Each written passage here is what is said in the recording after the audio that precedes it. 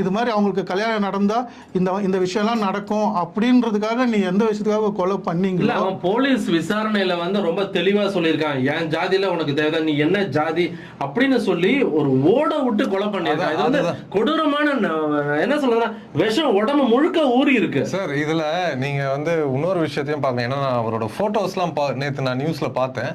அவர் கத்தி வச்சுட்டு அந்த A1 சுர்ஜித்ன்றவர் பாத்தீங்கன்னா போட்டோஸ் போட்டிருந்தாங்க. அதாவது நீங்க சொன்ன மாதிரி ஜாதி பெருமையை ஆமா சார். அவரோட போட்டோஸ், அவங்களோட ஃப்ரெண்ட் சர்க்கிள்ல இருக்கிற போட்டோ இதெல்லாம் கண்டிப்பா பெற்றோர்களுக்கும் தெரியும். ஏன்னா அவரோட போட்டோஸ் எல்லாம் பார்க்கும்போது பெற்றோர்களும் இதை வந்து கண்டிக்கணும் சார். சின்ன வயசுல இருந்தே பெற்றோர்களுக்கும் ஒரு பொறுப்பை எடுத்துக்கணும். அவங்களும் வந்து பசங்க யார் கூட இருக்காங்க, எந்த மாதிரியான டாபிக்ஸ் பேசுறாங்க, அதை என்கரேஜ் பண்ணக்கூடாது. ஒரு தப்பான விஷயத்த வந்து என்கரேஜ் பண்ணாங்கன்னா பசங்க கண்டிப்பா இந்த மாதிரியான விஷயங்களை தான் போயிட்டு லேண்ட் ஆவாங்க. இப்போ அந்த A1 சுர்ஜித்ன்றவரோட லைஃபே போச்சு. எனக்கு தெரிஞ்ச அவர் குண்டா